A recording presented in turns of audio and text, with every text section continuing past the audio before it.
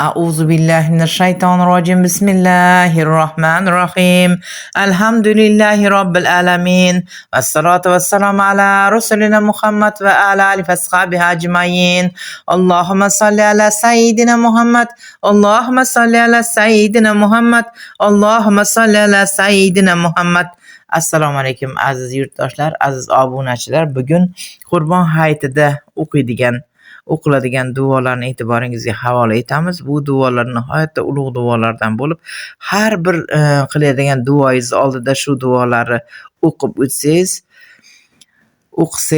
barcha niyatingizga Alloh taolo o'zi yetkazadi. Bismillahirrohmanirrohim. La ilaha illalloh vahdahu la sharika lah.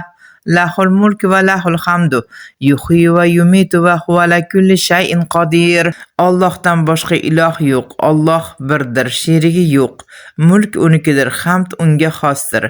Yashatadi va o'ldiradi. Yaxshilik uning nazorati ostidadir. Zero u har narsaga qodir zotdir. Yana bir kichkinagina duoni o'rgatib o'tamiz. Bu qurbonlik so'yilayotgan vaqtda qo'y yoki molni so'ymasdan avval aytiladigan duo. Agar mana shu duoni aytib qilinadigan bo'lsa, bu amal, bu Allohga qilinadigan qurbonlik naqd Allohim o'zi rozi bo'lib, o'zi qabul qiladigan amal duolardan biri.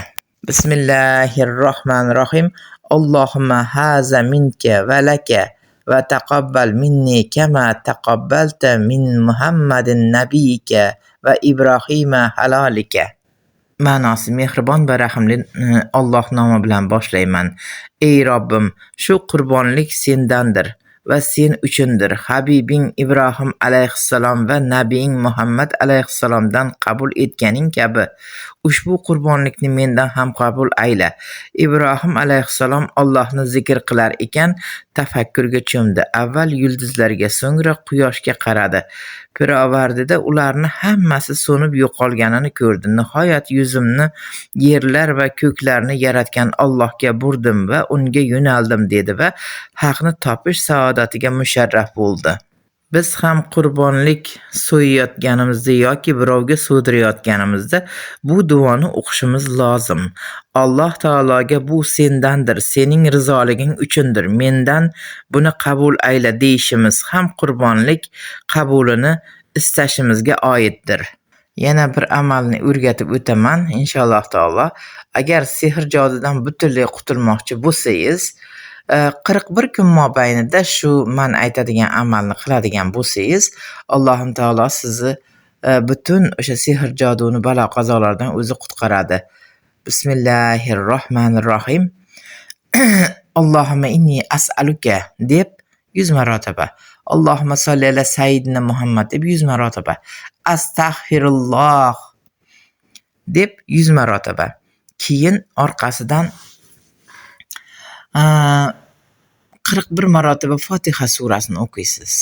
Orqasidan 71 marotaba Ixlos surasini, 71 marotaba Falaq surasini, 71 marotaba An-Nas surasini o'qiysiz.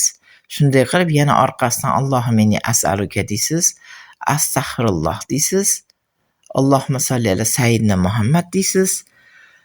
O'sha duolarni qilib Allohdan so'rasangiz, hozirgi Qurbon hayiti kunlari o'qiladigan duo, ya'ni la ilaha illalloh vahdahu la sharika lah, lahul mulku va lahul hamdu, yuhyi va yumitu va huva ala kulli shay'in qodir duolari boshida bir 7 marotaba o'qib yuborsangiz, Allohim barcha duolaringizni qabul etadi. Balo qazolardan o'zi qutqaradi.